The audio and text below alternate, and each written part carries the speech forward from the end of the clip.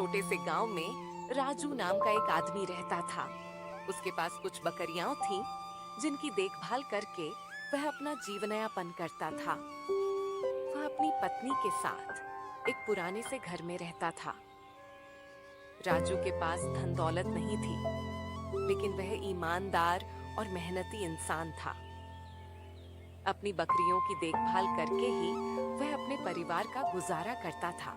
सुनिए जी, कब तक हम ऐसे ही गरीबी में जीवन बिताते रहेंगे? घर की हालत दिन ब दिन खराब होती जा रही है। हमारे पास न पर्याप्त अनाज है और न ही कोई बचत। कुछ ऐसा कीजिए जिससे हमारी जिंदगी बेहतर हो सके। चिंता मत करो, भगवान ने चाहा तो हमारे भी अच्छे दिन आएंगे। मैं रोज मेहनत करता हूँ और ईमानदारी से काम करता हूँ। एक ना एक दिन हमारी किस्मत जरूर बदलेगी। राजू दिन रात खेत जोता करता था। वह कड़ी मेहनत करता। वह अपनी बकरियों को हरी हरी घास खिलाता और उनकी बड़ी लगन से देखभाल करता था। एक बार की बात है, राजू जंगल से अपनी बकरियों के साथ घर की ओर जा रहा था। रामू रास्ते में जा ही रहा होता है, तभी उसकी नजर एक पेड़ के नीचे जाती है, जहां एक बकरी का छोटा सा बच्चा बैठा हुआ था। वह बहुत कमजोर और डरा हुआ दिखाई दे रहा था। बेचारा लगता है घायल है। अब क्या करूं? एक काम करता हूं, इसे अपने साथ अपने घर ले चलता हूं। वहां इसका अच्छे से इलाज करूंगा। रामू ने धीरे से बकरी के बच्चे को उठाया और उसे अपनी बाहों में लेकर घर की ओर चल पड़ा। रास्ते भर वह उसके बारे में सोचता रहा। बकरी का बच्चा बहुत कमजोर था, लेकिन उसकी आंखों में जैसे कोई अनोखी चमक थी। रामू को बिल्कुल भी अंदाजा नहीं था कि यह साधारण सा दिखने वाला बकरी का बच्चा उसकी जिंदगी हमेशा के लिए बदलने वाला है। मुझे तो लगता है इसके पैर में मोच है, तभी ये खड़ा नहीं हो पा रहा है। एक काम करता हूँ, इसको जड़ी बूटी वाला जल पिला देता हूँ, क्या पता सही हो जाए। रामू ने उसे जल पिलाया और वो पहले से बेहतर महसूस कर रहा था। थोड़ी ही देर में वो अपनी दोनों टांगों पर खड़ा हो गया। ये देखकर रामू बहुत खुश हुआ। लो छोटे, अब तुम हमारे साथ ही रहोगे। आज से तुम्हें किसी बात का डर नहीं होगा। मैं तुम्हारी अच्छी तरह देखभाल करूंगा। उस दिन के बाद बकरी का वह छोटा बच्चा राजू और उसकी बाकी बकरियों के साथ ही रहने लगा। अब राजू उसे अपनी अन्य बकरियों के साथ रोज जंगल चराने ले जाने लगा। वह छोटा बकरी का बच्चा हमेशा राजू के आसपास ही रहता था। धीरे धीरे बकरी का वह छोटा बच्चा बाकी बकरियों के साथ अच्छी तरह घुल मिल गया। अब वह उनके साथ खेलता, जंगल में चरता और शाम होते ही राजू के साथ घर लौट आता था। एक दिन की बात है, राजू अपनी बकरियों को खेत में चरा रहा था। मौसम बहुत सुहावना था और सभी बकरियां हरी भरी घास चरने में मग्न थीं। तभी बकरी का वह छोटा बच्चा धीरे धीरे खेत से बाहर जाने लगा। अरे छोटे, उधर कहाँ जा रहे हो? रुक जाओ, वहाँ मत जाओ, रास्ता सुरक्षित नहीं है। यह देखकर राजू तुरंत उठ खड़ा हुआ और उस छोटे बकरी के बच्चे के पीछे पीछे जाने लगा। अरे छोटे, रुक जाओ, आगे झाड़ियां हैं, वहाँ मत जाओ, कहीं तुम्हें चोट न लग जाए। हे भगवान, ये आखिर कहाँ भागा जा रहा है? मुझे तो कुछ समझ ही नहीं आ रहा। भागते भागते बकरी का वह छोटा बच्चा घने जंगल के बीच बनी एक पुरानी झोपड़ी के पास आकर रुक गया। अरे छोटे, कब से मैं तुम्हारे पीछे भाग रहा हूँ, लेकिन तुम एक बार भी नहीं रुके। और तुम मुझे ये कैसी जगह पर ले आए हो? देखने में तो ये घर किसी बाहर से आए हुए व्यक्ति का लगता है, लेकिन यहाँ कोई दिखाई क्यों नहीं दे रहा? तभी अचानक दूर से एक तेजस्वी वृद्ध मुनि आते हुए नजर आए। उनकी लंबी सफेद दाढ़ी और जटाएं हवा में लहरा रही थीं। वे शांत भाव से धीरे धीरे राजू की ओर बढ़ रहे थे। अरे, तुम कौन हो और मेरी कुटिया के सामने क्यों खड़े हो? मुझे क्षमा कीजिए महर्षि, मेरी बकरी का छोटा बच्चा यहाँ तक चला आया था। मैं उसी का पीछा करते करते आपकी कुटिया तक पहुँच गया। मेरा कोई बुरा इरादा नहीं था। अच्छा अच्छा, कोई बात नहीं, घबराओ मत पुत्र, तुमने कोई अपराध नहीं किया है। पता नहीं मुनिवर, आज कुछ अजीब हुआ। मैं अपने खेत में बकरियां चरा रहा था। तभी अचानक ये छोटा बकरी का बच्चा खेत से भाग निकला। मैं इसे रोकता रहा लेकिन यह नहीं रुका। आखिर इसका पीछा करते करते मैं आपकी कुटिया तक आ पहुंचा। मुनि ने बकरी के उस छोटे बच्चे को बड़े गौर से देखा। फिर उन्होंने अपनी आंखें बंद की और गहरे ध्यान में लीन हो गए। कुछ क्षणों तक चारों ओर बिल्कुल सन्नाटा छाया रहा। जब मुनि ने अपनी आंखें खोली तो उनके चेहरे के भाव अचानक बदल चुके थे, मानो उन्हें उस बकरी के बच्चे का कोई बड़ा रहस्य पता चल गया हो।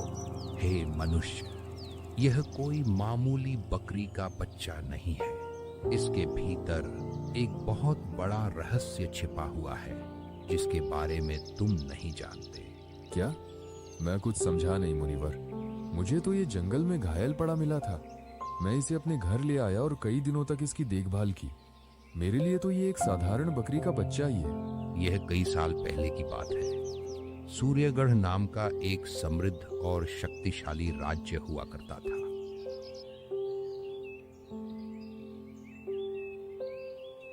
उस राज्य के राजकुमार का नाम इंद्र था। वे अत्यंत पराक्रमी थे। एक बार की बात है, राजकुमार इंद्र शिकार करने के लिए अपने राज्य से बाहर घने जंगल की ओर निकले। राजकुमार इंद्र जंगल से होकर आगे बढ़ ही रहे थे कि अचानक उनके सामने एक सुंदर हिरण आ गया। उसे देखते ही राजकुमार ने तुरंत अपना धनुष उठाया, उस पर बाण चढ़ाया। जैसे ही राजकुमार ने बाण छोड़ा, उनका निशाना चूक गया। बाण सीधा जाकर भूमि में धंस गया। यह देखकर हिरण घबरा गया और तेजी से जंगल की ओर भागने लगा। राजकुमार ने एक पल भी व्यर्थ नहीं गंवाया। वे तुरंत हिरण के पीछे दौड़ पड़े। हिरण तेजी से घने जंगल की ओर भाग रहा था और राजकुमार पूरी गति से उसका पीछा कर रहे थे। हिरण का बच्चा दौड़ते दौड़ते जंगल के भीतर पहुंच गया। कुछ ही देर में वह एक तपस्या में लीन मुनि के पास जाकर खड़ा हो गया। मुनि गहरे ध्यान में बैठे थे। चारों ओर गहरा सन्नाटा था। केवल पक्षियों की मधुर आवाजें सुनाई दे रही थीं। हिरण का बच्चा मुनि के चरणों के पास शांत होकर खड़ा हो गया। तभी अचानक एक बाण तेजी से उड़ता हुआ आया और मुनि के चरणों के बिल्कुल पास आकर भूमि में धंस गया। बाण गिरने की तेज आवाज से मुनि की वर्षों से चली आ रही गहरी तपस्या भंग हो गई। उन्होंने धीरे धीरे अपनी आंखें खोली और क्रोध से चारों ओर देखने लगे। मुनि धीरे धीरे उठे। उनकी आंखों में क्रोध की ज्वाला साफ दिखाई दे रही थी। सामने राजकुमार इंद्र को देखकर वे गंभीर स्वर में बोले, राजकुमार इंद्र, तुम्हारे इस उतावलेपन ने मेरी वर्षों की कठोर तपस्या भंग कर दी है। क्या तुम्हें शिकार का इतना अभिमान हो गया है कि तुम्हें एक तपस्वी की साधना का भी ध्यान नहीं रहा? मुझे क्षमा कर दीजिए मुनिवर, मुझसे यह भूल अनजाने में हुई है। मेरा उद्देश्य आपकी तपस्या भंग करना नहीं था। मैं तो केवल उस हिरण का पीछा कर रहा था। इतने बड़े राजकुमार होकर भी तुम एक निर्दोष और निरपराध जीव की हत्या करने के लिए उसका पीछा करते हुए यहाँ तक चले आए। क्या तुम्हें प्राणियों पर दया करना नहीं सिखाया गया? अतः मैं तुम्हें श्राप देता हूँ कि आज से तुम इस जंगल के सबसे दुर्लभ जीव का रूप धारण करोगे। तुम मनुष्य नहीं बल्कि एक दुर्लभ बकरी के बच्चे के रूप में इस जंगल में भटकते रहोगे। उस दिन के बाद से राजकुमार इंद्र एक दुर्लभ बकरी के बच्चे के रूप में जंगल जंगल भटकने लगे।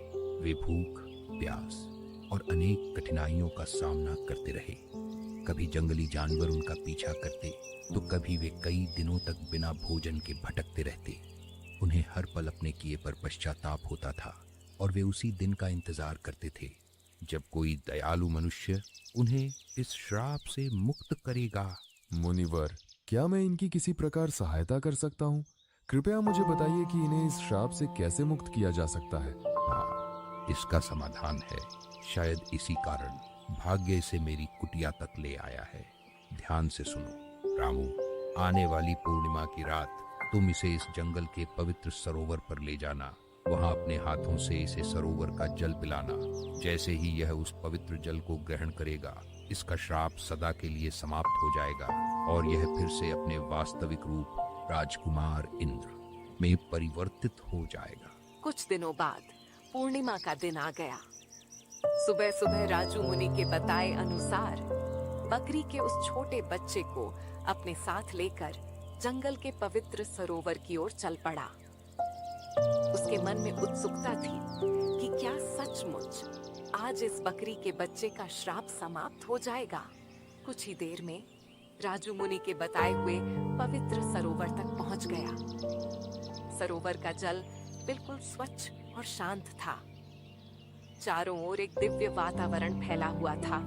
राजू ने सरोवर से एक पात्र में पवित्र जल भरा और उसे बकरी के छोटे बच्चे के सामने रख दिया। बकरी का बच्चा धीरे धीरे आगे बढ़ा और उस पवित्र जल को पीने लगा। जैसे ही उसने अंतिम घूंट पिया, अचानक चारों ओर तेज प्रकाश फैल गया और पूरा सरोवर दिव्य प्रकाश से चमक उठा। जब वह प्रकाश धीरे धीरे समाप्त हुआ तो वहां बकरी का बच्चा नहीं, बल्कि अपने वास्तविक रूप में सूर्यगढ़ के वीर और पराक्रमी राजकुमार इंद्र खड़े थे। राजू यह अद्भुत दृश्य देखकर आश्चर्यचकित रह गया। हे दयालु किसान, मैं तुम्हारा यह उपकार जीवन भर नहीं चुका सकता। जब मैं श्राप के कारण एक असहाय बकरी का बच्चा था, तब तुमने बिना किसी स्वार्थ के मेरी जान बचाई, मेरी सेवा की और मुझे अपने ही परिवार का सदस्य बनाकर अपने घर में रखा। तुम्हारे इस महान उपकार को मैं कभी नहीं भूलूंगा। हे राजकुमार, यह तो मेरा कर्तव्य था। किसी असहाय और घायल जीव की सेवा करना ही सच्चा धर्म है। आपकी सेवा करके मुझे बहुत आनंद मिला। मुझे इस बात की खुशी है कि आज आप अपने वास्तविक रूप में वापस आ गए। राजू, तुम्हारी दयालुता, ईमानदारी और सच्चे हृदय को देखकर मैं अत्यंत प्रसन्न हूँ। आज से मैं तुम्हें अपने राज्य का राजमंत्री नियुक्त करता हूँ। यह पद मैं तुम्हें तुम्हारी निष्ठा, ईमानदारी और निष्कपट सेवा के सम्मान में दे रहा हूँ। मुझे विश्वास है कि तुम्हारे जैसे सच्चे व्यक्ति के हाथों में राज्य का भविष्य सुरक्षित रहेगा। दया और निस्वार्थ सेवा का फल हमेशा मीठा होता है। जो दूसरों की भलाई करता है, ईश्वर एक न एक दिन उसे उसका उचित सम्मान अवश्य देता है।